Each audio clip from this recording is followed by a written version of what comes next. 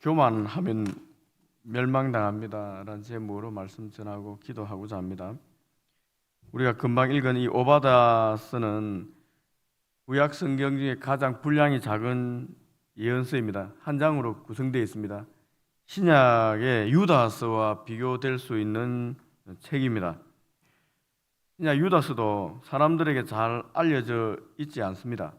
그와 동일하게 오바다서도 이 신약 성경에서 한 번도 인용이 되지 않은 책입니다. 그 정도로 사람들에게 잘 알려져 있지 않습니다. 어쩌면 인기가 없는 책일 수도 있습니다.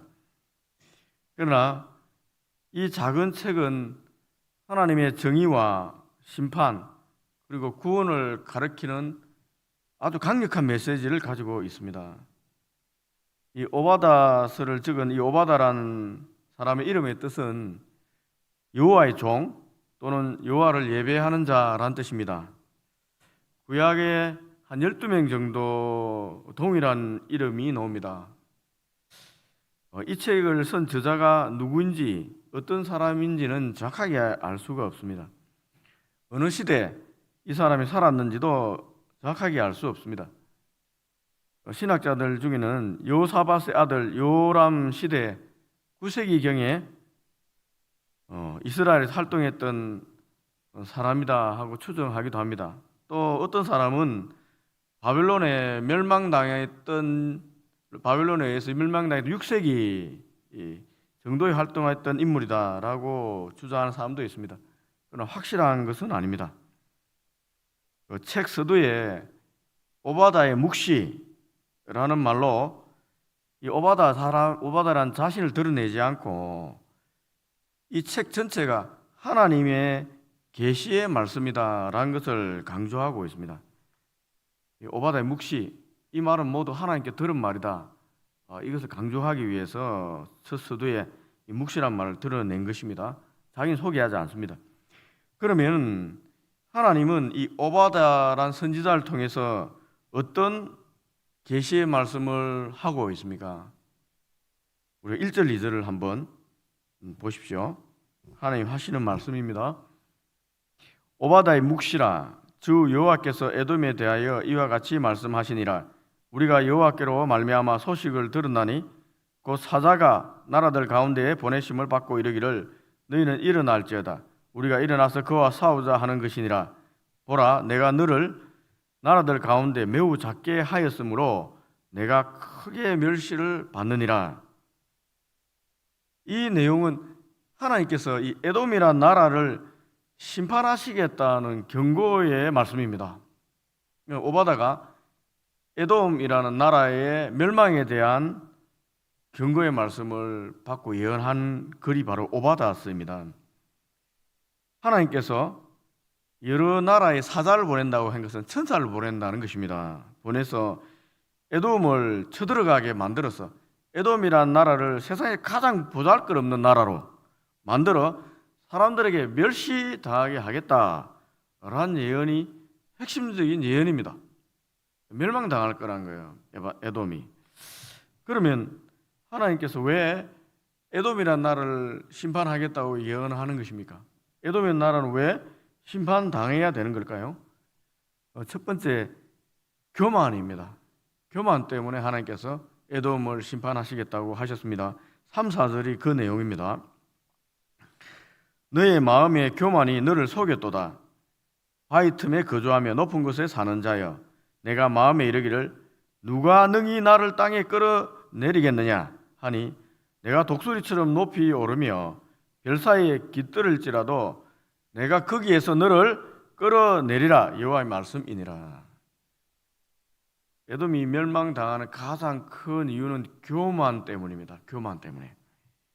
에돔은 스스로 나라를 책임질, 안보를 책임질 수 있는 강력한 군사력을 가지고 있었습니다. 그리고 에돔은 당시에 홍해로 가는 길목에 자리를 잡고 있었습니다. 그래서 내륙 지역에서 홍해로 가는 수많은 무역상들이 지나다녔습니다. 한마디로 무역로를 장악하고 있었기 때문에 경제적인 부를 축적했습니다. 그 때문에 이 군대가 강력한 군대를 가지게 됐습니다. 이 군대도 강력하고 풍요로운 경제력도 가지고 있습니다.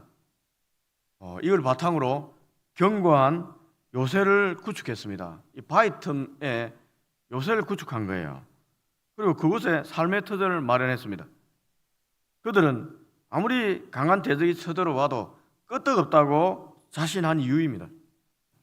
최첨단 군사시설이 있고 강력한 군대가 있고 또 엄청난 물질적인 부가 있으니 세상에 뛰어난 지혜자들을 많이 초청해서 참모로 거느리고 있습니다. 그러니까 지혜도 있고 인력도 있고 부도 있으니 얼마나 마음에 자신감이 넘치겠습니까? 그래서 에돔 사람들 마음은 언제나 안전하다, 평온하다, 흥하다라는 말로 가득 차 있었습니다. 그런데 하나님께서는 이런 에돔을 향해서 너희의 마음의 교만이 너를 속였다라고. 너 지금 속고 있어. 너 평안하다, 안전하다고 하는 것 속고 있는 거야. 너 교만이 너를 속였다. 이렇게 경고하고 있는 것입니다. 잠언서 16장 18절 말씀입니다. 교만은 패망의 선봉이요 그만한 마음은 넘어짐의 앞잡이니라. 교만하고 마음이 거만하면은 넘어진다는 겁니다. 패망한다는 것입니다. 왜 그렇습니까, 여러분? 교만하면 현실을 직시하지 못합니다. 자기 실력을 보지 못하는 거예요. 교만하면. 에돔 자신의 실력으로 평안히 거주하는 건 아닙니다. 하나님께서 지켜주셨기 때문에 평안히 거주하고 있는 것입니다. 자기 실력으로 강한 나라가 된 게 아니에요. 자기 실력으로 이 평안을 확보했다고 생각하는 건 착각입니다. 하나님께서 그들에게 허락했기 때문에 그런 거예요. 우리가 누리는 평화와 안전도 모두 하나님께서 허락하셔야지 누릴 수가 있습니다. 지금 여러분 삶 속에 좀 평안하고 안전되다, 안전하다 생각하시는 분이 있으면 하나님께서 여러분 삶에 평화를 주셨기 때문에 지금 이 정도로 안전한 것입니다. 이 정도로 행복한 거예요. 내가 열심히 노력해 돈을 많이 벌었기 때문에, 내가 실력이 있어서, 내가 젊기 때문에, 내가 건강하기 때문에, 우리 가정을 내가 이렇게 지혜롭게 잘 지켰기 때문에 평안하다 생각하면 여러분 교만에 속고 있는 것입니다.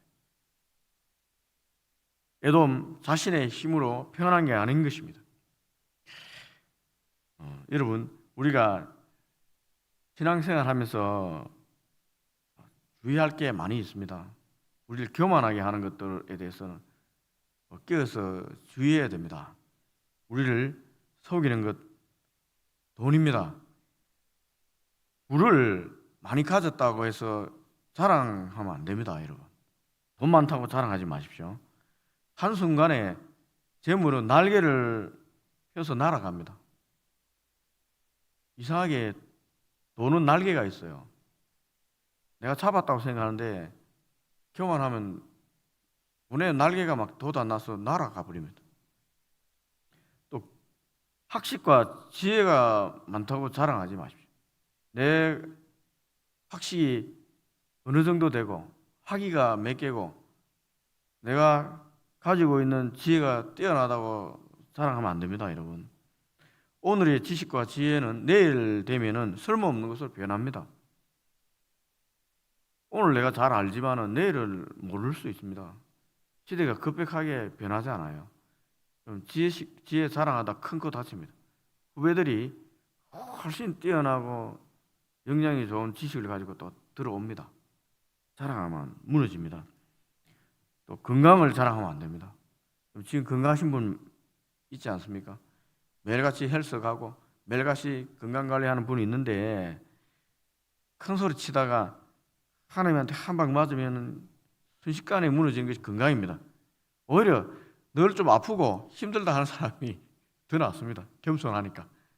그런 사람이 오히려 더 낫지. 내 늘 건강하고 이렇게 체력도 좋고 하다고 자랑하는 순간에 한 방에 무너지는 것입니다. 또 권세를 많이 가졌다고 자랑하면 안 됩니다. 세상적인 지혜가 높고 자기가 힘이 있다고 자랑하면 안 됩니다, 여러분. 세상에서 가장 허무한 것이 권세입니다. 이걸 알아야 됩니다. 세상에 가장 허무한 게, 돈보다 허무한 게 권세입니다. 높은 곳에 앉았다고 큰 소리 치는 사람은 그 떨어질 때 얼마나 아픈지 모릅니다. 떨어질 때 큰 아픔 생각하고 좀 높은 자리에 있든지 권세에 있는 사람은 겸손하십시오. 또 인맥을 자랑하면 안 됩니다. 인맥을. 여러분, 믿는 도끼에 발등 찍힙니다. 여러분, 그렇게 자랑하는 그 인맥, 믿는 사람이 여러분 뒤통수를 때립니다. 그때 너무 아픕니다. 인맥 자랑하면 안 됩니다.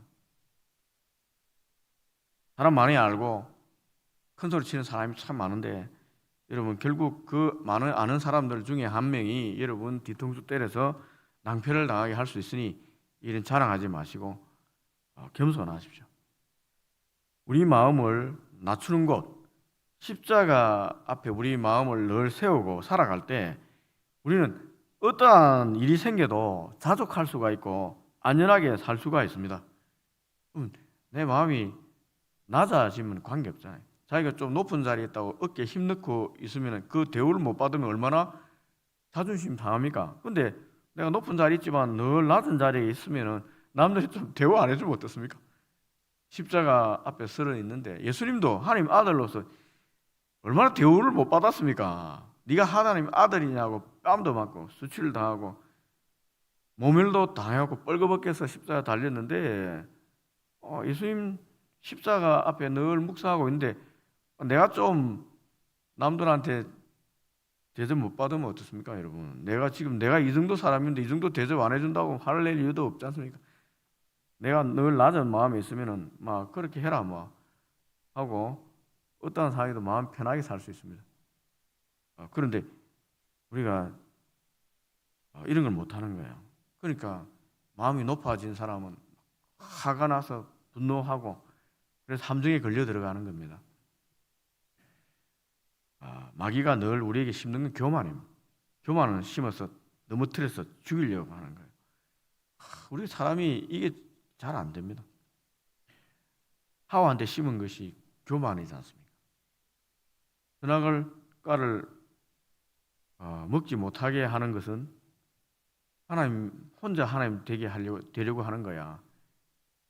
그러니까 먹지 못하게 했다는 것 때문에 자기니까 왜 먹지 못해야 되느냐 생각하다 보니까 교만이 들어오는 것입니다.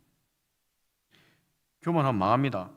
속지 말아야 됩니다. 두 번째, 에돔은 형제국 이스라엘이 낭패를 당할 때 불쌍히 여기지 않고 돕지 않고 오히려 포악하게 약탈했기 때문에 하나님께서 멸망시키겠다고 하신 것입니다. 10절 11절입니다. 네가 네 형제 야곱에게 행한 포악으로 말미암아 부끄러움을 당하고 영원히 멸절되리라. 내가 멀리 있었던 날 곧 이방인이 그의 재물을 빼앗아가며 외국인이 그의 성문에 들어가서 예루살렘을 얻기 위하여 제비 뽑던 날에 너도 그들 중 한 사람 같았느니라. 에돔이 멸망당하는 또 다른 이유는 그들의 형제 국가인 이스라엘이 대적의 침공을 받을 때 낭패당할 때 구경하고 조롱했다는 것입니다. 심지어 적들과 함께 손을 잡고 쳐들어와서 유다 자손을 치고 몰락시키고 도망치는 이스라엘 형제들을 길목에서 지키고 있다가 죽였다는 것입니다. 살아남은 자들은 원수의 손에 넘겨주었기 때문에 하나님께서 지금 멸절시켜버리겠다고 경고하는 것입니다. 여러분, 에돔이라는 나라를 만든 조상은 이스라엘이라는 나라를 세운 야곱의 상둥이 형 에서였습니다. 형제 국가라는 거예요. 야곱이 이스라엘의 시조가 되었잖아요. 야곱의 상둥이 형 에서가 세일산에 가서 에돔이라는 나라를 만들거든요. 그리고 같은 아버지를 가진 사람들. 그런데 이스라엘이 낭패당하는데 웃고 조롱하고 심지어 대적과 손을 잡고 쳐들어가서 이스라엘 죽이고 약탈했다는 것입니다. 얼마나 여러분 비열한 짓입니까? 배신도 이런 배신이 어디 있습니까? 에돔은 이스라엘 멸망당할 때 도둑질하고 불을 축적해서 강대국이 되었다고 지금 큰 소리 치고 있는 것입니다. 여러분, 남의 피를 흘리고 불의한 재물로 부자가 되면 그 삶이 평안하겠습니까? 남 뒤통수 때리고 사기쳐서 돈 빼들어 부자 되면 행복하게 잘 먹고 잘 살 수 있을 것 같습니까? 안 그렇습니다, 여러분. 이스라엘의 하나님은 정의로운 분입니다. 정의로운 분입니다. 우리가 믿는 하나님은 공의로운 분입니다. 이스라엘이 아무리 악을 행해서 불의를 행해서 하나님께 심판을 받았다고 해도 또 다른 불의로 에돔과 같은 나라가 불의를 행하는 것 하나님께서 결코 가만히 보고 있지 않습니다. 하나님 어떠한 불의도 심판합니다. 이스라엘을 조롱하고 노력하고 죽인 에돔의 죄를 하나님께서 심판하시겠다고 지금 오바다 선지자를 통해서 강력하게 경고하는 것입니다.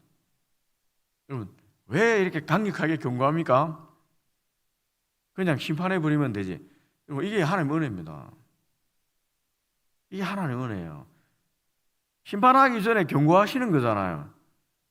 회개하라는 것입니다. 그럼 기회를 주겠다는 거예요. 그럼 왜 경고를 합니까? 하나님 늘 경고하시거든요. 그리고 늘 시간을 굉장히 인내하십니다. 왜 경고합니까? 왜 무서운 얘기를 하는 거예요? 마음을 돌이켜 회개하라는 거예요. 한국이란 우리가 살고 있는 한국은 지금 경제적으로 부유해졌습니다. 세계 경제력 순위 손 거의 열 손가락 안에 들어간 지는 오래됩니다. 6위다, 7위다 할 정도로 굉장히 잘 살게 됐습니다.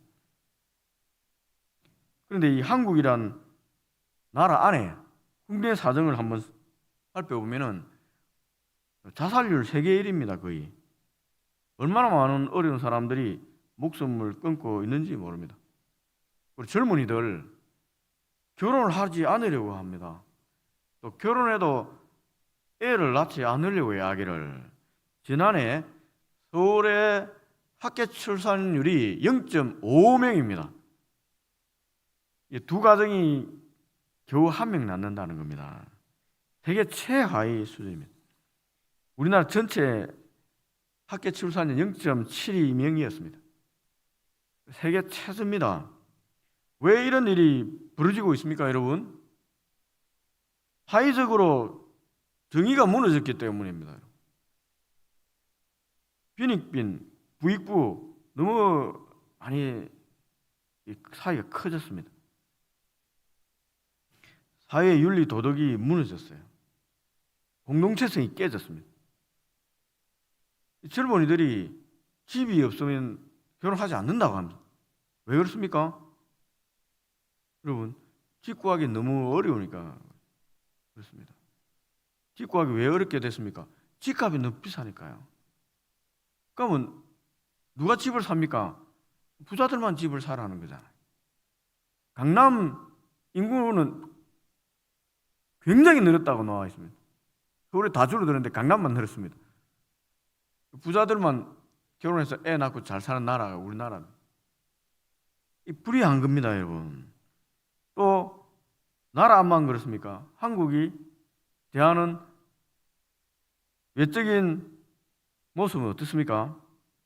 한국은 지금 에돔 나라처럼 강력한 군사력을 가지고 있어요. 우리가 만드는 K2 전차라든지 자주포라든지 미사일이라든지 엄청나게 수출을 많이 하잖아요. 세계 군사력 5인이 이런 얘기도 합니다. 영국보다 좋다 정도로 굉장히 강력한 군사 대국입니다. 이제 기술력도 엄청나게 좋아졌어요. 그래서 한국은 에돔처럼 경제력으로도 부자됐고 군사력으로 강력한 나라가 됐습니다. 그래서 우리나라가 부강해지고 평강하다고 계속 떠들고 있지 않습니까? 야곱과 같은 한국의 형제국이 북쪽에 있습니다.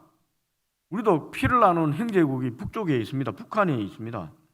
북한에 대해서 우리가 어떻게 대우하고 있습니까? 북한은 뭐 어쨌든 우리 한민족입니다. 피를 나누고 언어도 같습니다. 뉴스를 보면은 북한은 지금 많이 굶주리고 사람들이 죽어가고 있다고 나오고 있습니다. 북한의 인민들이 많이 죽고 있다고 지금 신문에 나오고 있어요. 그런데 지금 한국 땅, 남한에 잘 먹고 잘 살고 큰 소리 치는 한국은 북한과 이념 대결에 너무 빠져 있어 형제국인 북한 동포의 경제적인 어려움을 외면하고 있지 않습니까? 외면하고 있지 않아요. 심지어 고소하다. 너희들 우리를 괴롭히니까 당하는 것, 하나님 심판 당하는 것이다 하고 조롱하고 멸시하고 있지 않습니까? 만약 그렇다면 하나님께서 이 오바다스에서 말하는 형제국 야곱을 조롱하고 멸망시킨 에돔과 무엇이 다르겠습니까? 한국의 상황이. 공의로우신 하나님이 한국에 대해서 어떻게 판단하시겠습니까? 북한이 미사일과 핵으로 위협하고 전쟁하겠다고 협박하는 모습에 대해서 우리가 분노하고 미워하는 것은 당연하다고 생각이 됩니다만은 우리 같은 민족, 같은 백성, 우리 북한 주민들 아무 죄도 없잖아요. 그들이 굶주리고 죽어가는 것에 대해서는 아픔을 느끼고 동정해야 되는 것이 우리 그리스도인의 자세가 아니겠습니까? 그런데 그리스도인들이 더 보수적으로 변해 있어요. 우리 한국 기독교가 애국주의와 결합되는 과정에서 너무 보수적으로 변해 있어서 극단적으로 많이 변해 있어요. 나라 안보도 중요하고 하지만은 불쌍히 여기는 그 마음이, 용서하는 마음이 그리스도인들의 핵심이잖아요. 용서하는 마음이 우리 한국 교회에 많이 없어요. 그러니까 한국을 움직이는 지도자들 중에 그리스도인들이 얼마나 많습니까? 한국도 형제국에 대한 기본 예의가 있어야 됩니다. 말씀을 했습니다. 우리의 삶이 평안하기를 원한다면은 여러분 겸손해야 됩니다. 겸손하게 하나님 앞에 서야 됩니다. 그리고 십자가 앞에 나아가서 높아진 마음을 내려놓아야 됩니다. 그리고 우리가 남의 것, 불의한 것 혹시 빼앗아서 불을 축적한 것이 있다면은 삭개오처럼 회개해야 됩니다. 손을 펴서 어렵고 힘든 이웃들을 도울 수 있으면 도와야 됩니다. 혼자 살 수 없습니다. 더불어 살아가는 것이 사회입니다. 하나님 우리에게 주신 모든 물질과 건강, 모든 지위 등은 하나님 나라를 위해서 사용하라고 주신 것들입니다. 성지의 마음으로 손을 펼 때 그때 하나님이 우리의 삶의 평강을 지켜주시는 것입니다. 이 땅에 교회가 먼저 세상의 빛과 소금의 사명을 감당해야지 한국이 변할 거라 생각이 됩니다. 우리 교회가 먼저 깨어 있어야 되겠습니다. 우리 구포교회가 먼저 이 지역을 향해서 빛과 소금의 사명을 감당하며 깨어 있을 때 이 지역이 살고 또 나아가 이 부산이 살 거라고 생각됩니다. 먼저 우리부터 하나님 말씀 앞에 서서 겸손히 마음을 낮추고 우리 어려운 이웃들, 우리 가진 것들 가지고 손을 펴는 그런 일 시작하면 좋겠습니다. 기도하겠습니다.